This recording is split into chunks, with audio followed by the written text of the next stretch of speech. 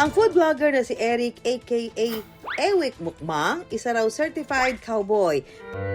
Pero hindi kawawang cowboy ha, dahil ang cowboy na ito, paldo. Kumusta kita mo? Ayos naman po hindi po siya nababa ng 6 digits. Dahil yan sa negosyo niyang Kanto Style Lechon Baka Steak. So, ayan, tingnan niyo po. Oh! Wow! Papahiwa na po natin. Beke naman.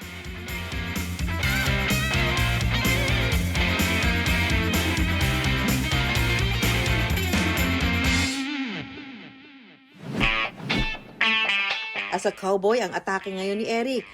Mayroon kasi siyang franchise ng negosyong Kanto Style Lechon Baka Steak.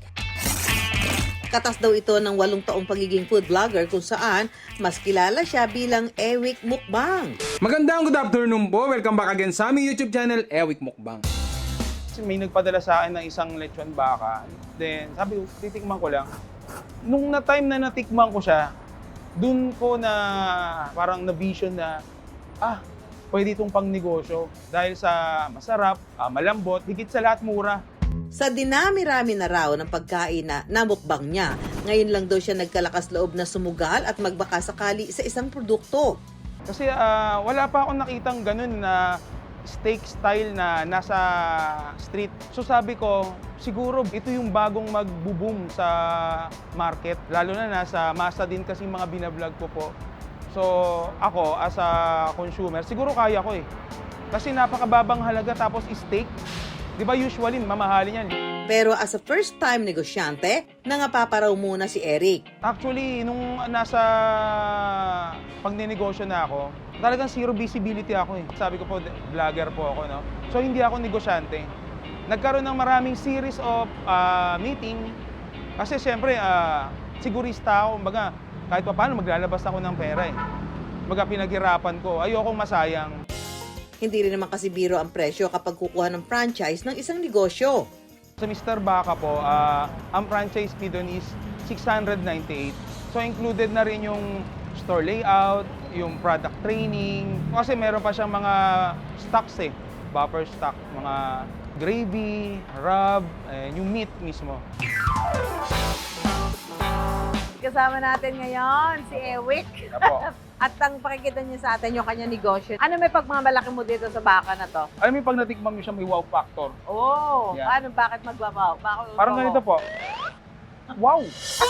Ano po? Okay. Wala pa pong ganito na steak na nasa kanto Oo. na binibenta. Kasi usually po, Steak, ang ano natin, pangmayaman. pang mayaman, nasa Oo. restaurant. Okay. Mahal, 1,000. Pero Oo. to hundreds lang. Magkano ba order? 330 pesos, good for 2 to 3 person na po siya. Imported pa raw sa ibang bansa ang ginagamit nilang karne ng baka.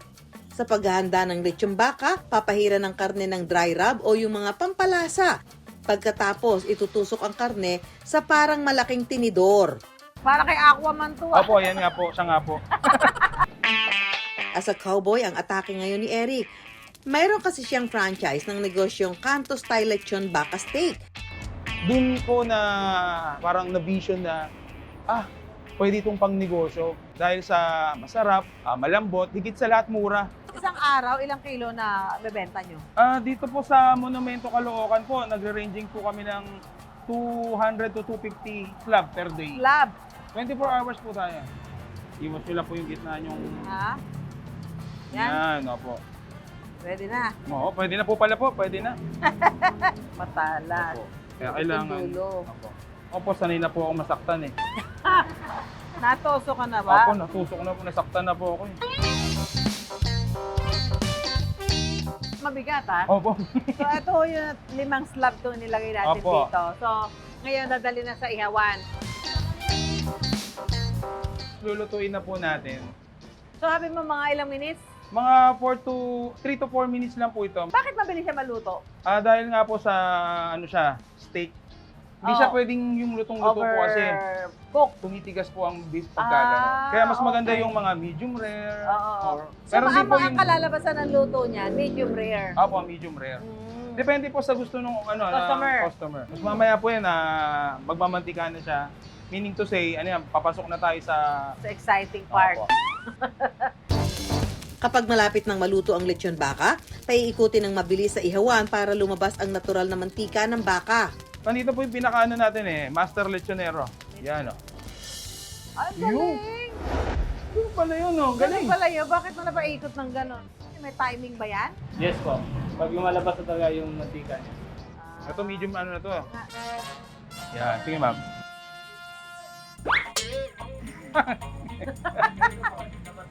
Ay, Lalabas yan. Ay, lalabas mo muna. Yun! Pwede na po.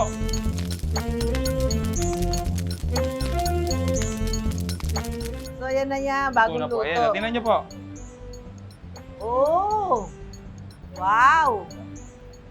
Wow! Papahiwa na po Fiesta. natin. Bago yan matikman, hihiwain muna. Yan. Okay, ilang order po? Yan Tingnan nyo ma'am. Ayan o. Pero usually po ang hiwa niyan is maninipis. Hindi ba yan? Pwede naman po yan. Maninipisan Hindi natin. naman po yan magrereklamo.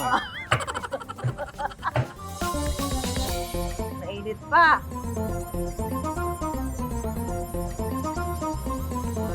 Malasa. Opo, malasa. Kaya masarap po yun sa kanin.